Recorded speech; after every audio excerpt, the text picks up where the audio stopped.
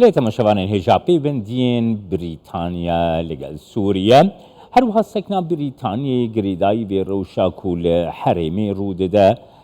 pejirandina vegera Sûriye bo Komkara Erebî jî sekna Brîtanyayê Doktor Zara Salih akademisyen ji Birminghama Brîtanyayê mêvanê min e. Silav bo te Doktor Zara. Doktor Brîtanya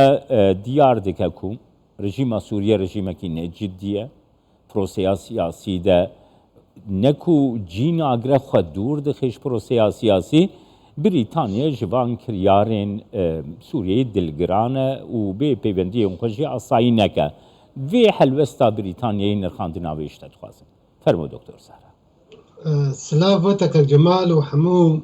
temaşevanên Kurdistan 24. Bêguman yanî helwesta Brîtanya ji destpêka şerê Sûriyê ve کاری بجی هری پیش بو درباره الوستا و دیجی رژیم اسد یعنی بریتانیا جولات یکم بگو پیوندی خو برین رژیم شامیرا جویا لیو یاد دوا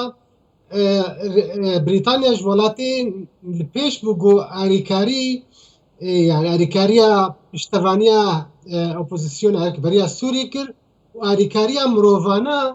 جی بهتر یعنی او ولاتی لپیش بو دورته جی یعنی درباره و هفپیوینا نونرا بریتانیا سوری از باور دکم او تکست که سروی هلوستا بریتانی یاگو ناخوازی پیوندیا یعنی اسای کرنا پیوندیا برژیما اسد را بیگو او شرط و مرجن ان جی بریارا 2254 پیوژوی سیاسی گو اسد بجداری ببی ابنا الجمونا خالکی سرکیا كيكي زارا اف حلويستا بريطانيا تسيري لسكنا ولاتين اوروباي وامريكا جيدكا تشاوا دبينا از باور دکم حلوستا وانا ويكبي تبلغو هنك جي بلكي هنكي دخوازن هنك وگر لي اگر ام فگرن هلوستا یکیتیا نونره یکیتیا اوروپا جی بری دمکی واجی درباره اسای کرنا پیوندین ولاتین عربی برژیم را وانجی اب هلوستا گو ایرو نونره بریتانی بجیانی و جخوا امریکا جی ویتشتی دوبارت که تکس وکا وین هلوستا گونها آن سنوب کارانی از باور دکم دشتک نهات یا گوهرتن یعنی او شرط و مرجین کو بريطانيا جي افايمانيا ناودلتي دخوازي جي رجيم اسد براستي بيك نانيا تديت فيدر باريدا انيسياتيفا كاردن هابو بري ابجي يك جوان خالين كو ولاتن عربا وين انيسياتيفا بشار اسد بخوندن جبوكو كمكارا عربي او شرطين هان هسانجي حتى رجا ايرو رژیم شامی بکار نانی یک جه وگرا پنابرا بو درخستانی بازارا حبین کپتاگون ایش برنه و ایرو جه دراوی سرکه رژیم اسد و حزب الله السوري يعني قالك خالين ايكو الاردن دخست يعني سر نلقاها قاف بقاف قاف بر بقاف لاسد رژیم اسد ايرو تشتاق في بكان يعني نجهه باوری يعني ام دکارن ببیجن دکتر زارا نها گیر پدرسن کو نونری نتوین یگرتی جبو کارو باری سوریه شی او پروژیاوی گاف بگاف هنجی تو گاف نهاتی آویتن شخوا تديت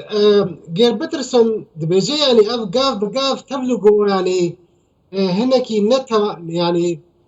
نبي فاجوه تماما يعني جبرقو كيما يعني او قاف بقاف او ناب خو قري دي بفاجوه سياسيه يعني بريارا 2254 جبرقو اسد يعني خنادي برتشتكي بابنديه بتشتكي ناكي لي او ناد بيجن يعني ابناجي قافك باشا اگر رجيم اسد بي رابي يعني اگر انفقر الكوميتي دستوريه جو غير بدرسون يعني دبن سيواناوي ده حتى هات يعني او خود كاري بيجي هاتي راوستاندن كاري يعني هيك تبا وري برجيم أسد ناي يعني أف حمو آليجي تكرت كن العرضية تشتك إنها تيجهرتن رجيم أسد حتنها يعني سود دقريج في سايكرنا في مدينة عربة بيرا الرخيدي هر يعني دوی چرچوی ده دخوازم بپرسم دکتر زارا یعنی گاوا کو سوریه هاتی و خوندن جی سوریه دیار کر کو دکاری گاو به گاو به پیش و بچه اشتر بیجم جبوی چاره سریا کریزا سوریه وکی کو آمدکاریه خوشی جوالاتین عربی را دیار کر لی اف دمک در باز بو اف گاو کی گوتی دپراتیکی ده دیار نابن دکاری کن کار عربی پوشمان ببه ji peywendiyên xwe li gel Sûriye qebûlkirina wê di nav Komgara Erebî de? از باور دكم يعني هالوسطى يعني ولات عربي ناكفي درباري بوشمانية دا لتديد أو ناجي بوجوهك السياسي دي بويرو ولات عربي أف يعني نزيقبونا إيران والسعودية قالك تشتين يعني بيوندين ناف دولتي سياسي قالك هاتنا بهردن أف يك جواء أنجاما بوغوك بشار أسد فقراندن لأز باور دكم يعني أجر أمورنا يعني بشتي أسايكرنا بيوندين ولاتن عربيجي روش سوري نها توغرتن أجر تفكري روشا أبوري يورو دولار جهاي نزيكي 13000 هر دولار نرخوي 13000 ليرة سوريا ايرو رژیم بهتر کریزه کرد يعني او آریکاریا بو رژیم اسد هیوی دکر بوجوا ولاتان وری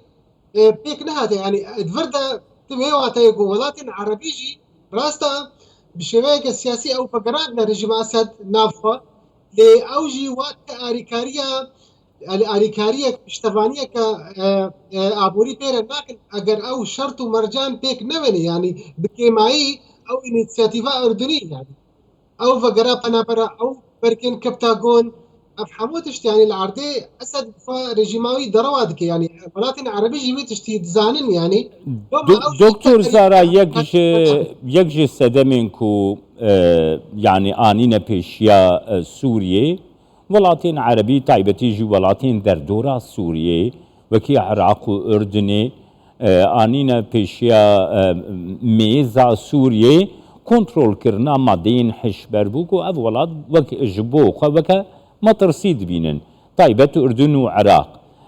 لێ دیارە و ئەف ترانسپۆرتە مادەین حشبەر هینجی بەردەوامە هەردووهی درۆنەکە کوبمادەین حشبەر داگرتی بوو لەسەر ئوردنی هاتە تەقاندن دوێ دەربارەی دەگەر نرخاندن هاتە بگرم تديد يعني وكن هاتا أنا زمان فراستا يعني ولكن سينوردار يعني وك أردن وعراق ودريا فا ولاتان ران درباسي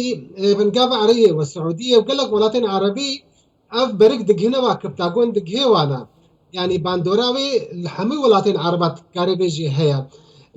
از باور دكم يعني حتى رجع ايرو تبلغو اردن يعني بهنا كاران رابو بري دسبيكاغو رژیم لحف کرد اردن را جبو في انیشیتیوی ویچ اخیتوی راما بلکی هنگی رژیم ریدا اردن کو او برپرسکی اوگو دوی کاری دوی شو دکار او هاتا کشتن بریا هزل اردنی از باور ناکم و تشتک به براکتیک دی سبیل دار خصنش برکو افجي دراها يعني بنقاها كابوريه درافيه جبو رجيم اسد لو ما تديد اردن بهتر دخوازيقو فشار الرجيم بكي ولكن عربجي بخو بكي ببي هاف بار بيراغو كاربن سود شبي هفكرني بكن لي از باور ناكب تا داوي و رژیم اسد پابندی پی بکش برگو ابنا یک جدر سرکیه جبوی ابوریا رژیم اسد يعني مليار دولار بركن كبتاغون ايجو بمليار درد كفن درفي سوري تفروتن ريجيم خسروي جيانا خبر دوام دكي ابناجي يعني ريجيم وكا ريجيم اسد توتاليتار جو يعني تجاري بابنديه بوتني خناكن يعني لو ما باورناكم اف استاتيفا اردني هري سري درباري حبين كبتاغون برني بله سپاسیاتت کم دکتر زارا صالح جه بیر میگم لگلمم